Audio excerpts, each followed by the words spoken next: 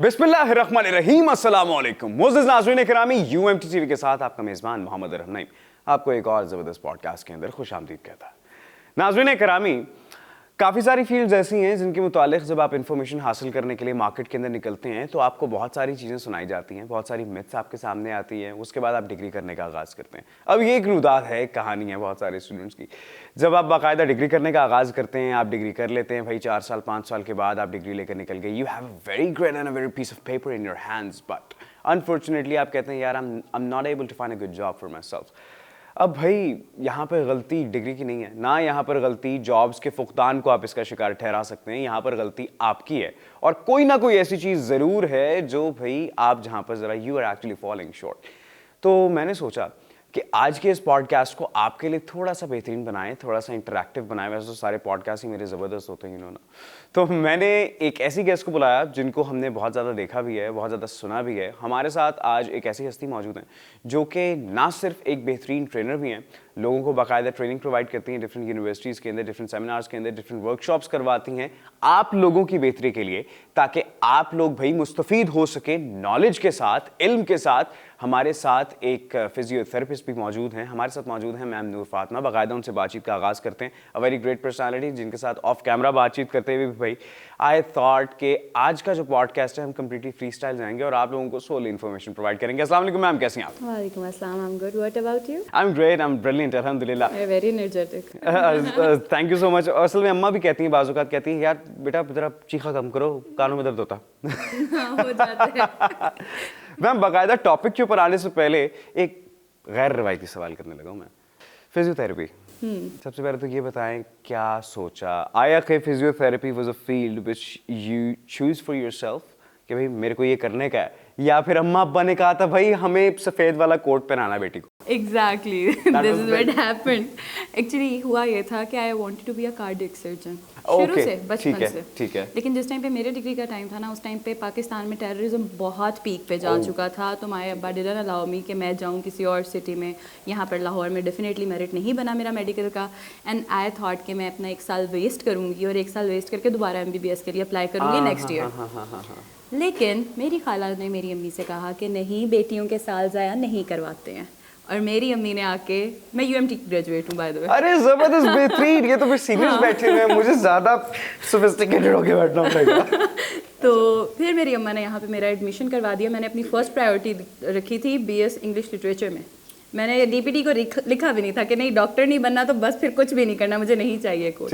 लेकिन मेरी अम्मा ने कहा बेटा चलो इतनी सी ख्वाहिश तो तुम्हारी हो ही जाए ना पूरी। तो फिर टेस्ट दिया, पास हो गए, एडमिशन हो गया और बस स्टार्ट हो गया। स्टार्टिंग में बिल्कुल नहीं सोचा था कि मैं पढ़ने वाली हूँ इसको, लेकिन एनाटॉमी में क्योंकि इंटरेस्ट था मुझे शुरू से, पढ़ने में मजा आना शुरू हुआ। पढ़ते फाइनली आज हम फिजियोथेरेपिस्ट बन गए। जबरदस्त, बेहतरीन, मतलब कि इंटरेस्ट डेवलप हो गया। आफ्टर कंप्लीटिंग माय डिग्री मुझे एकदम से लगा था शायद नहीं, I am not for this field is not for me, I don't belong hair.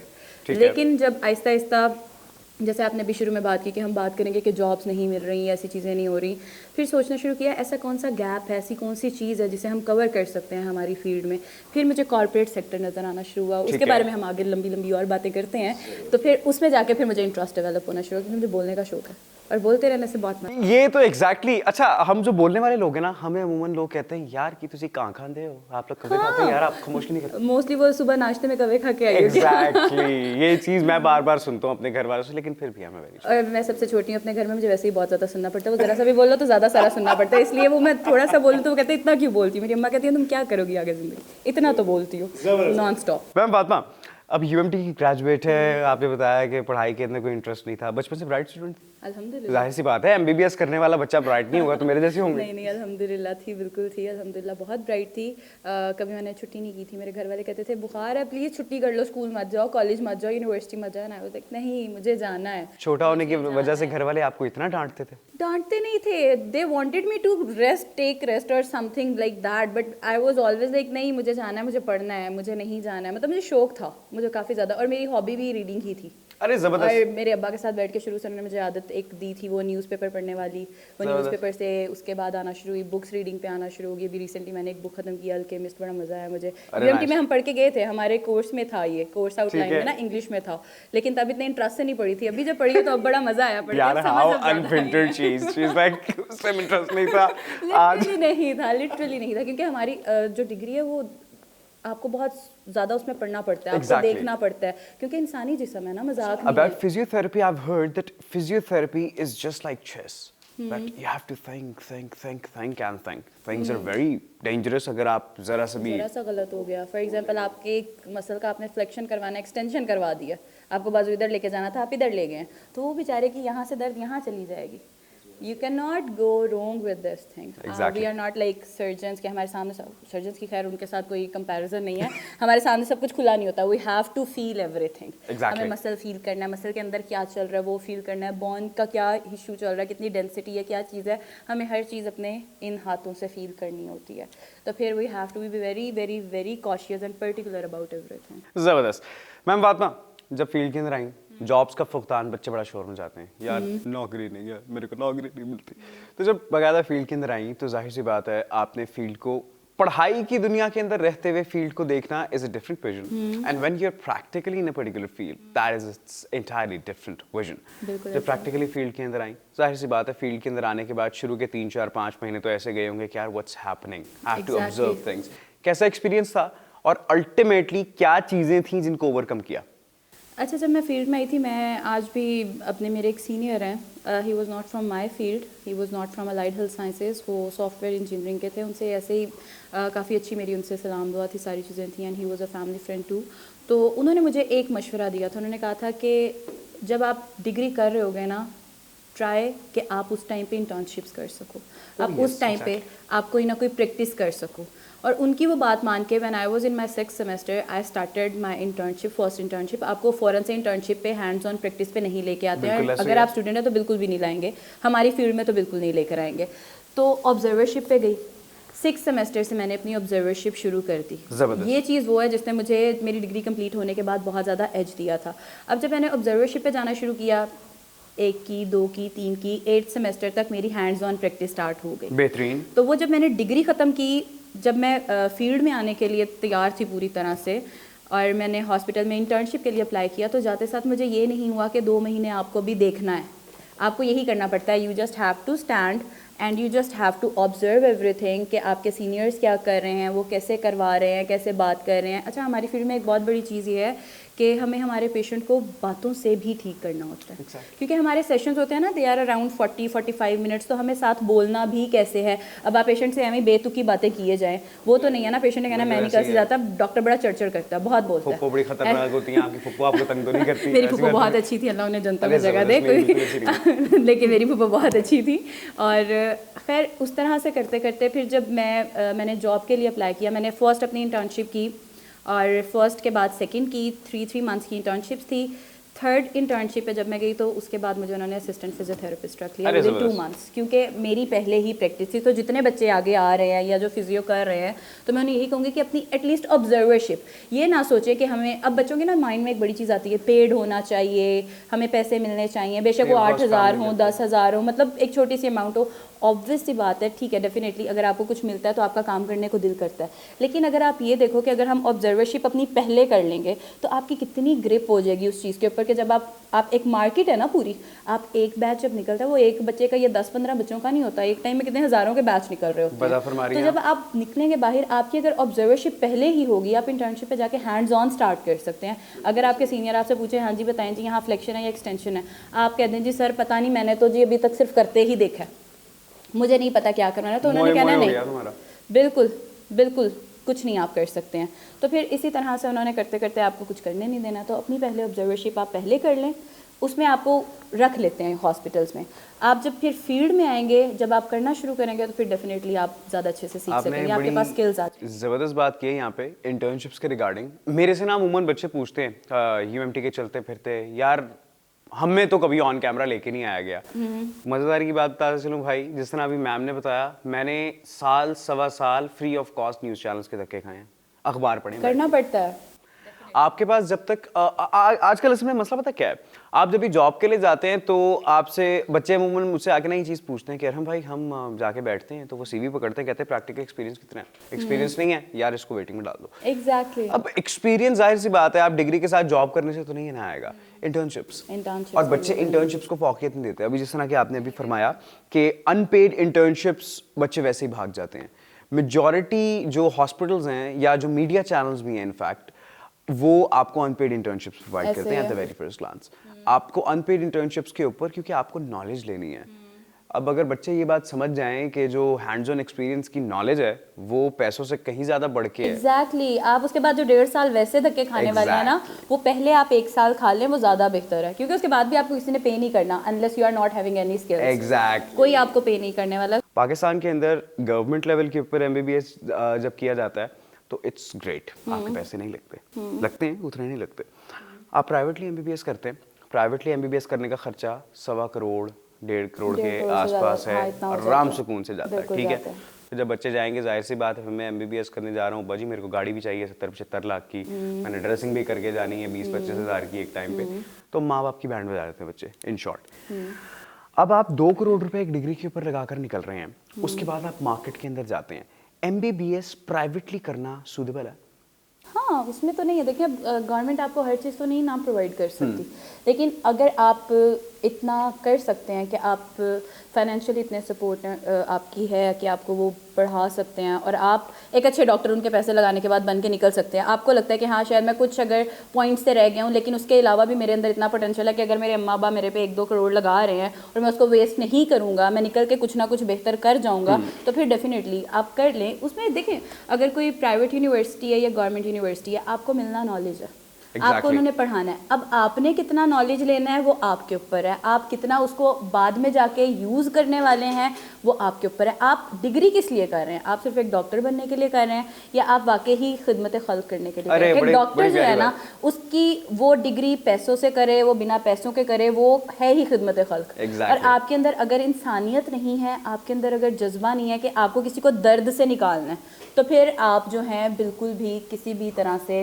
बेहतर डॉक्टर, वो आप प्राइवेटली बने, वो आप किसी गवर्नमेंट यूनिवर्सिटी के साथ बने, जिस तरह से मर्जी करें, आप नहीं कर सकते। जब फील्ड के अंदर गई एज अ वेमेन, ठीक है, पाकिस्तान के अंदर ना एक परसेप्शन है, वो ये है कि जब अ वेमेन वर्क्स तो the whole society is like they can stare at you, यार तुम काम कर रही हो। I am not talking about the family members, family के अंदर हर तरह के लोग होते हैं, 5 fingers are not equal. I'm talking about the general society of Pakistan.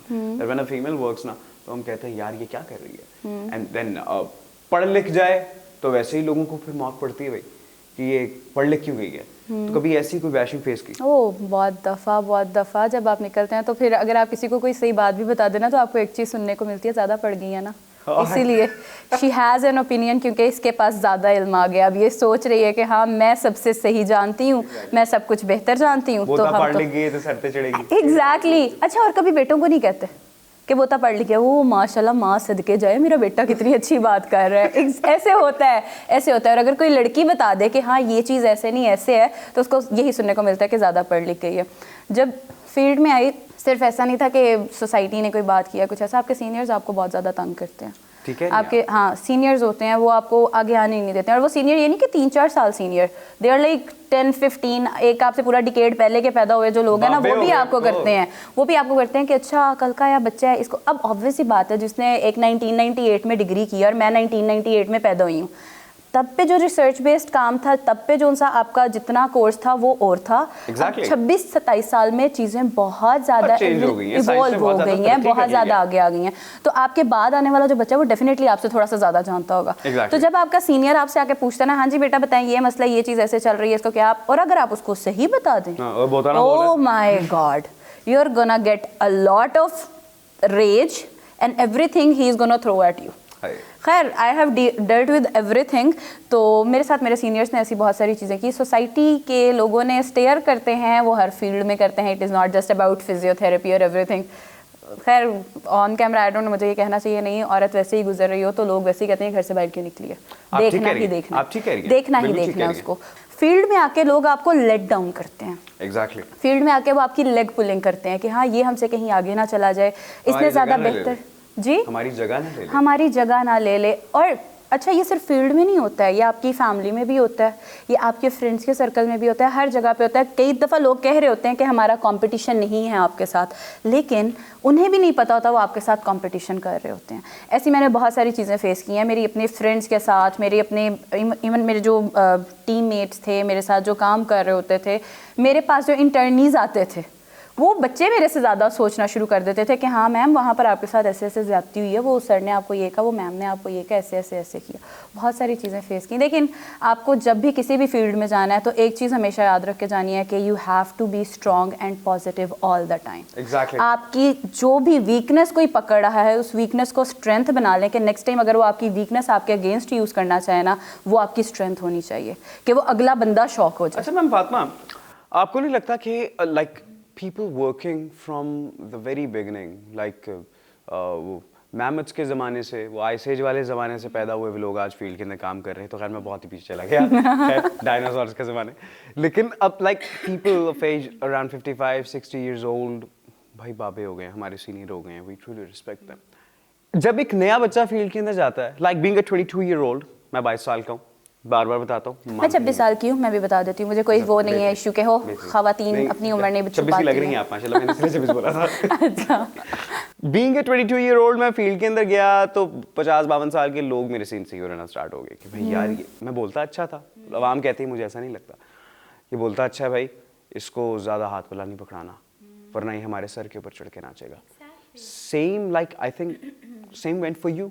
जब आप नई नई फील्ड के अंदर गई हैं तो लोग आपसे बड़ी उम्र के, लाइक हमसे 3 गुना उम्र के लोग एग्जैक्टली हमसे इनसिक्योर। मैंने आपको वो कहा ना कि जब मैं पैदा हुई थी वो तब की डिग्रीज जिन्होंने की हुई हैं वो अब हमें कहना है कि बेटा आप गलत हैं। मैं ये नहीं कह रही हूँ, देखें उनका एक्सपीरियंस हमसे ज़्यादा है, ठीक है। जब आप पहले के हकीम होते थे, वेद होते थे, वो क्या करते थे, एक्सपीरियंस से सीखते थे ना, नब्ज देख के बता दिया क्या है। मैं उनके एक्सपीरियंस को चैलेंज नहीं कर रही हूँ, उन्होंने इतना अपना वक्त गुजारा, मैं उस चीज़ को चैलेंज नहीं कर रही हूँ।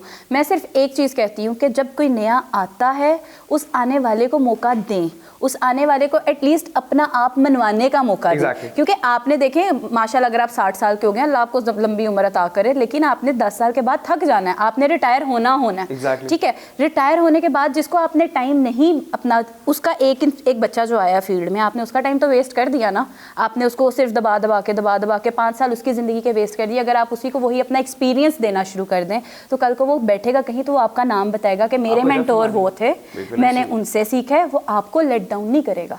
वो ये चीज़ हमारे यहाँ हमारे मेंटोर्स, हमारे सीनियर्स सोचते ही नहीं हैं। वो कहते हैं नहीं हमसे आगे ना आ जाए, वो 1500 की एक फ़ीस उनके पास ना चली जाए। सही बात बता रही हूँ। कितनी अनफिल्टर और कितनी बिल्कुल डायरेक्ट बात की हमारे यहाँ पर लिटरली सिर्फ इसलिए कि मेरा पेशेंट अगर किसी और के पास चला जाएगा, वो जो 1500 मुझे दे रहा है वो किसी और को, भाई जो रिस्क किसी और को मिलना है उसे किसी और तरीके से मिल जाएगा।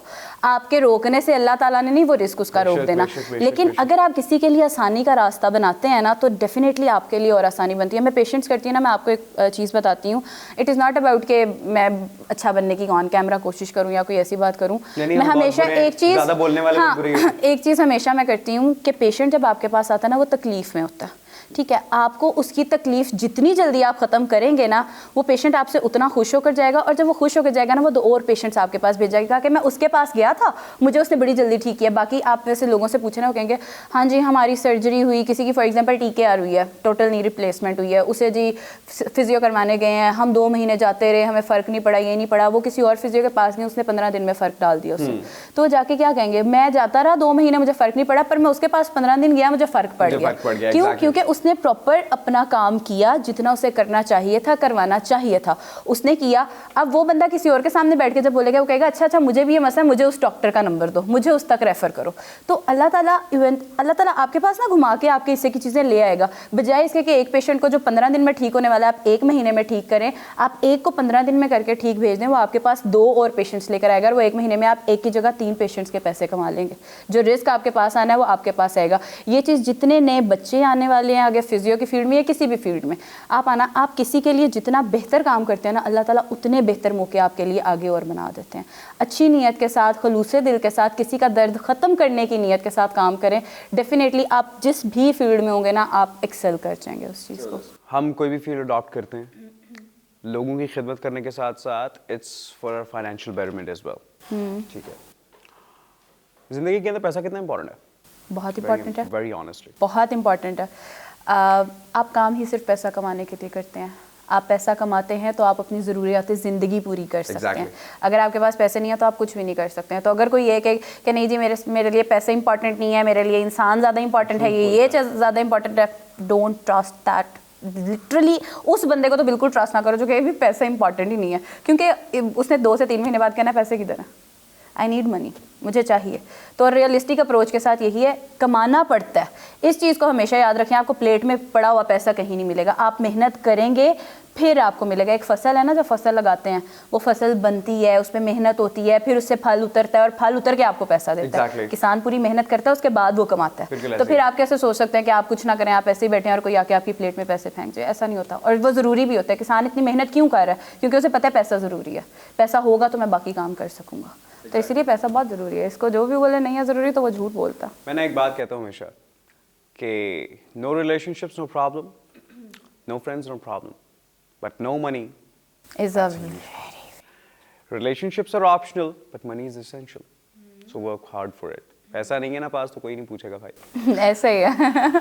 जाने से पहले आखिरी सवाल मेरा, कॉर्पोरेट सेक्टर, आपने कॉर्पोरेट सेक्टर का स्टार्ट लिया एंड ट्रेनिंग्स देती हैं आप, training it's like motivational trainings और career building trainings और physiotherapy trainings, what are they basically? Basically हम ट्रेनिंग्स में जो काम करते हैं ना कॉर्पोरेट में, हम अवेयरनेस सेशंस मोस्टली करवा रहे होते हैं।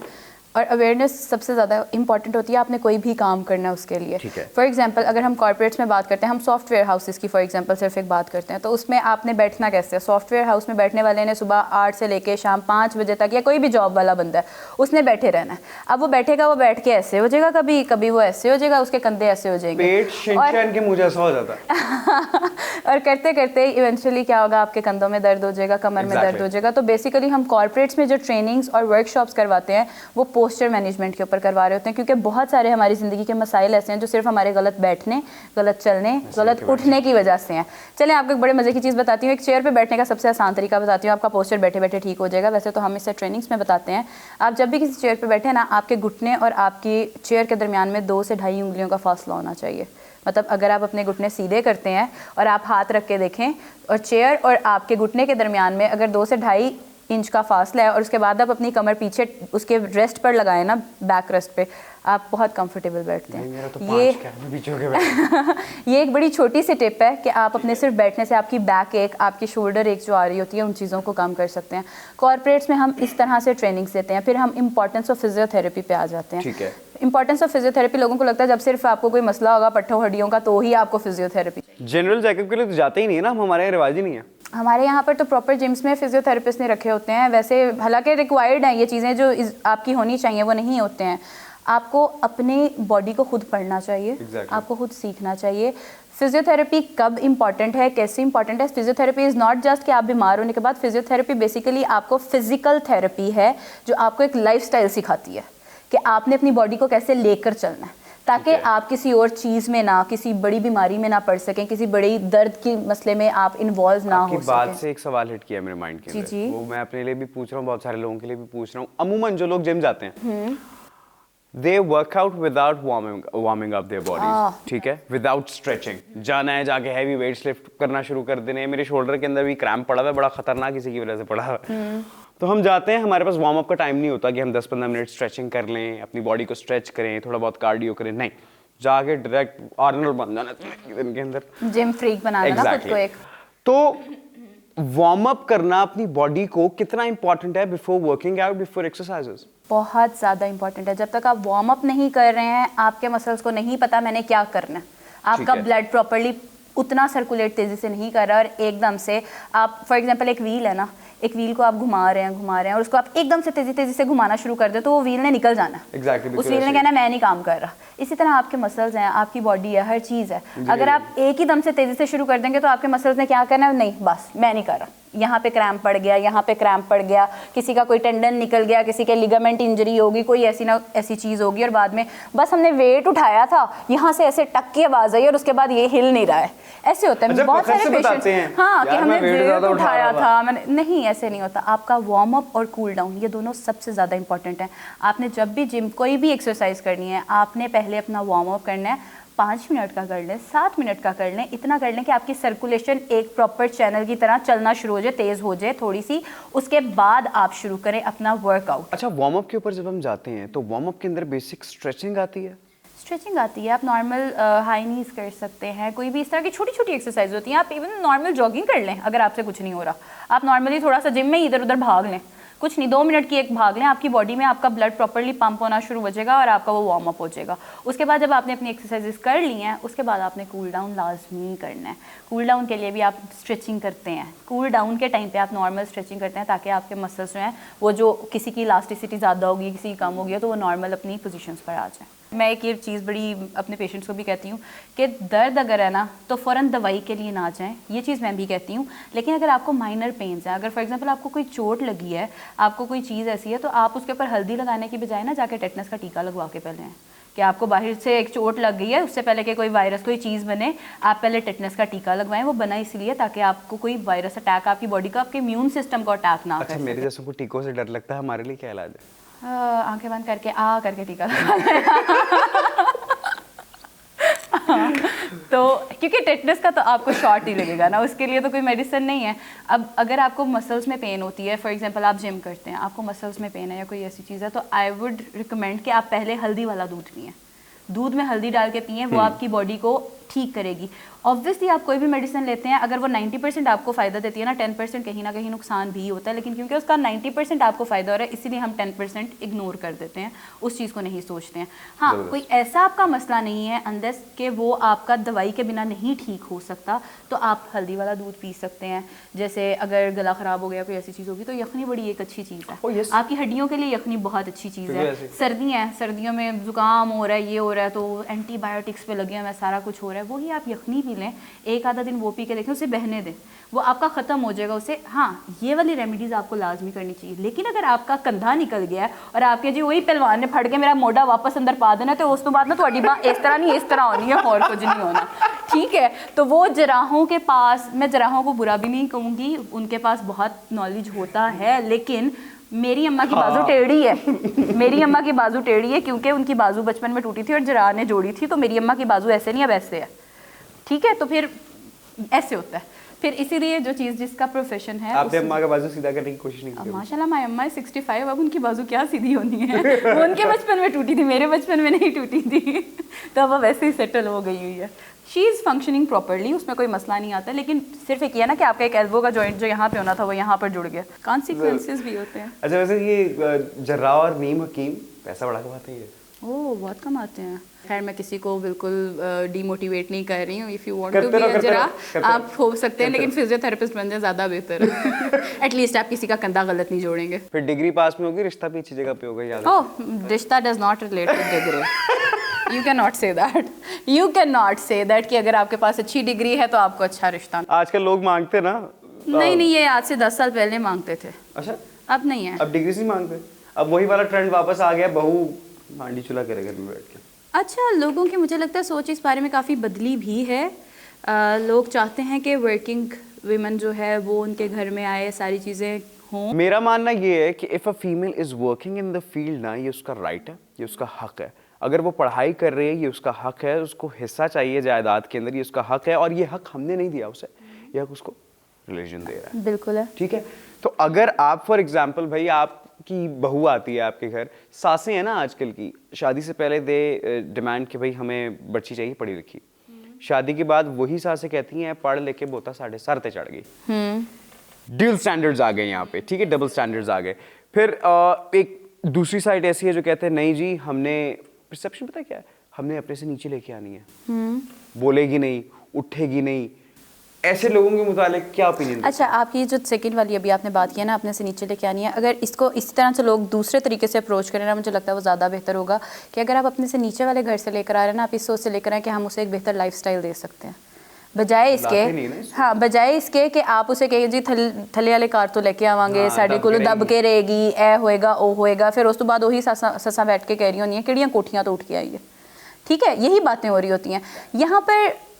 इन सबको ना अपनी सोच बदलने की आदत ज़रूरत है, बहुत ज़्यादा ज़रूरत है कि एक जो इंसान है वो आप अपने से ऊपर से लेकर आएँ या अपने से नीचे से लेकर आएँ, जैसे भी लेकर आएँ। जो बहुएं आ रही हैं उन्हें भी अगले वालों को, घर वालों को समझना चाहिए कि हमारे घर है, सिर्फ यहाँ पे सासें बुरी नहीं हैं या सासें गलत नहीं कर रही होती। फॉर एग्जाम्पल, अगर एक सास है और उसने अपनी बहू से कहा कि बेटा मेरा ये काम कर दो, और अगले 3 दिन उसकी बहू ने वो काम ना किया, ना किसी से करवाया, उसके पास काम वाली भी और वो नहीं करवा रही, क्यों? सिर्फ वो निगलेक्ट कर रही है कि अच्छा क्या रहे मैनू फ़र्क नहीं पैंदा इस चीज़ तो। वो अगर वो नहीं कर रही है तो फिर क्या वो सास तीसरे दिन फटेगी नहीं कि बेटा मेरी बेटी यहाँ पे होती, वो तीसरे मिनट में करके उसने यह करवा के दिया होता। बहुएं यहाँ पे इस चीज़ का गलत करती हैं। फिर उसके बाद जब सासें हैं, ऑब्वियस सी बात है, सास में वो कहते हैं सास 2 सीन आते हैं, सांप में 1 सीन होता है और सास में 2 सीन आते हैं। आई am not married by the way, मुझे इस तरह की कोई चीज़ नहीं पता, लेकिन हाँ कुछ बहुत पुराने ज़माने की जो आंटी हैं वो कहती हैं अच्छा हमारी बहुओं, हमारी सासों ने जैसे हमारे साथ किया है, वो हमें कहती थी सुबह 7 बजे उठ के बैठो, कुछ नहीं है करने को तो भी 7 बजे उठ के बैठो, तो हम भी अपनी बहुओं को वैसे ही डील करेंगे, क्योंकि हमने हमारे ज़माने में नहीं किया, हम भी तो ऐसे करते थे। आपका ज़माना था, अब का ज़माना और ज़माना है। अब जो एक बच्ची यूनिवर्सिटी से पढ़ के आ रही है वो सुबह 8 बजे जाके क्लास दे रही थी, आप जिस टाइम पे जा रहे थे या आपका ज़माना था, आपने 8 से 2 पढ़ के आ जाया करना था ना। उसके बाद आप फारिग हैं, माँ ने कढ़ाई सिलाई सारी चीज़ें सिखा दी हैं, वो बेचारी 7 बजे तक अपनी क्लासेस लेकर आ रही है, पूरी यूनिवर्सिटी भी घर लेकर आ रही है। हाँ, असाइनमेंट्स हैं, सारा बहुत कुछ है। आप उससे एक्सपेक्ट करें कि वो आज से 40 साल पहले की ज़िंदगी गुजारे, आगे खाना बनाए, कपड़े धोए। आई एम नॉट अगेंस्ट लाइक, मुझे फेमिनिज्म के लिए मैं खुद भी बहुत ज़्यादा चीज़ों को लेकर चलती हूँ। वेरी लाइवली पॉडकास्ट, एक बड़ा बेहतरीन सेशन, आई एंजॉयड। अब आपने पता नहीं एंजॉय किया? हाँ, मुझे भी मज़ा आया।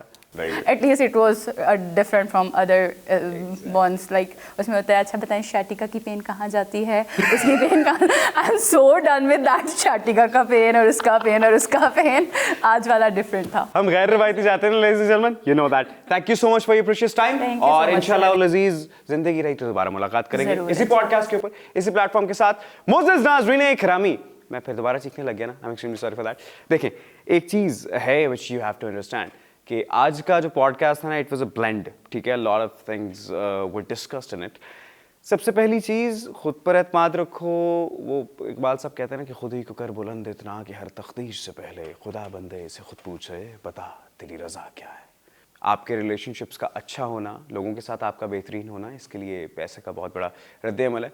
फिर दूसरे वो लोग जो नीचा दिखाते थे, मैम फातिमा ने बड़ी ये भी एक प्यारी बात की थी पॉडकास्ट के आगाज़ के अंदर कि लोग नीचा दिखाते हैं, लोग ट्राई करते हैं कि हम इस बंदे का कॉन्फिडेंस, मोरल इसका डाउन करें। भाई खुद को इतना सक्सेसफुल करोगे तुम्हारा सक्सेस बोले। Action speaks louder than the words. इख्तिताम के ऊपर एक शेर के ऊपर इसका इख्तिताम करूंगा कि मैं इतना अजीब हूँ कि बस खुद को तबाह कर लिया और मलाल भी नहीं। खुद को तबाह नहीं करना आपने, ठीक है। ढेर सारी दुआओं के साथ अपना बहुत सारा ख्याल रखिएगा। अपने मेज़बान मोहम्मद अरहम नईम को दीजिए इजाज़त। अल्लाह ने के बाद।